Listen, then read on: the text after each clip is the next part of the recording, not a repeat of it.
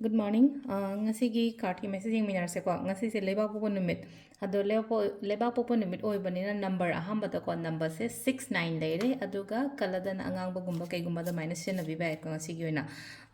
Ado ngasagi leba popo oi banina ako'y na kaino harsen agina chak thong bada kaino masum hapado haidi red color gi injang harsen ko. Kamensin boy tar just maming yun na piece macha ama dumaina gumba happy ba beetroot hap kera kot kera ko. Adumaina gumba to biyo ko. Ado sida ahamba oina ako'y cards ahum katang utuwasi ko nung tigi yengo dumaina haidi card ahum gumba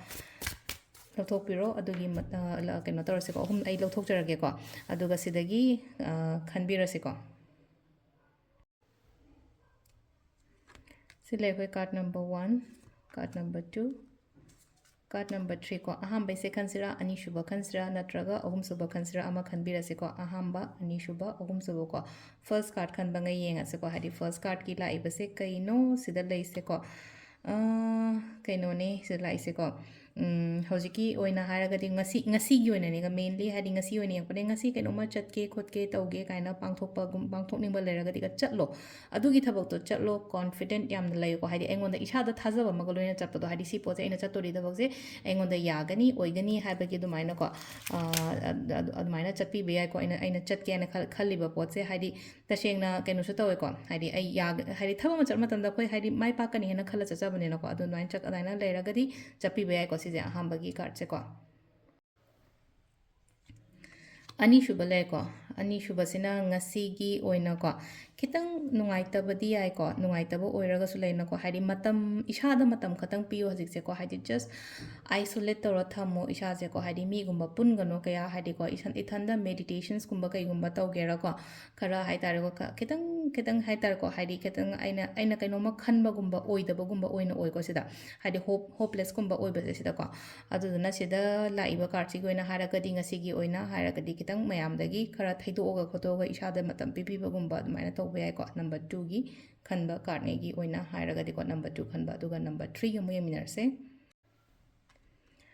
number 3 sina ko sidana mu hai tare se laiba card no positive oire number 3 khanba se ko imung manung phajana nungshina na laiba natraga mi punba khotba oira ko dumaina gumba lai ko mi punba luhong kai hongba gumba ne harasne ko luhongba gumba chatpa khotba dumai tara khara lairi ko sida hari gathering celebrations luhongba chatpa natraga hari manabi manaba myam punba khotba dugumba oina oire ko sisina khoi gi number 3 khanba ngai gi oina oire ko hari card number 3 khanba ngai gi oina aduga timing sina ayuki pung 8 ka minute yankaidagina 12 ga minute yankai nipan phawom leire adagi amuk pung 2 ga minute nifuma thoidena pung 3 ga minute kunhumdoi phawom leire adagi 8 ga minute kunhumdoi dagina nipan ga minute nifuma thoi phawom leire ko adagi 9 ga minute yankai nipan dagina pung 1 ga minute yankai phawom leire ko sisina khoigi ngasigi oina afaba timing ko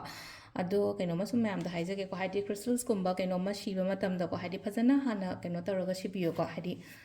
mayamna pangshida shiyena dumaina kaino tawbana taba ko ai shagi chana daba aigi needs to karino hadi shibagi niyom kari kra ko adum aingondagi lawgiba natraga aingondagi kaino tawgiba ngai de adum haide haibane ko smaina season o smaina tawo si kanda lawthu o si kanda shi or shiyo natraga shiguno do and don't sai tare ko hadi pot ama use taw matam da adu do ketang yenga ka tawbiyo ko adugi pot mayam da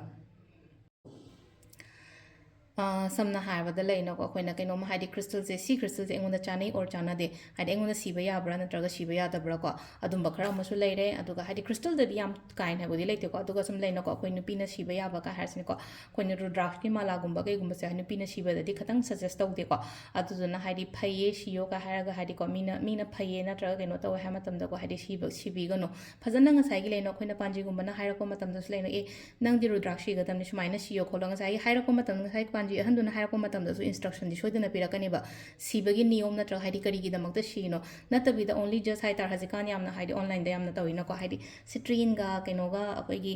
rudraks ga beat se haidi lucky oye khole hoi lucky di oini ko haidi ka dawai oiro duino aduga ngasai gi rudraks ngasai di haidi shiba do khuttu da akoina shi matamda haidi karom da kamai tawra haidi nupi gi na shiba yaba yadaba aduma mayam ma leko aduna kitang tana biyo ko keno ma haitar ko adumaina use tawge khotke na hairaga di ko adu sida leire kogi ngasi gi oina daily card message se ma'am thank you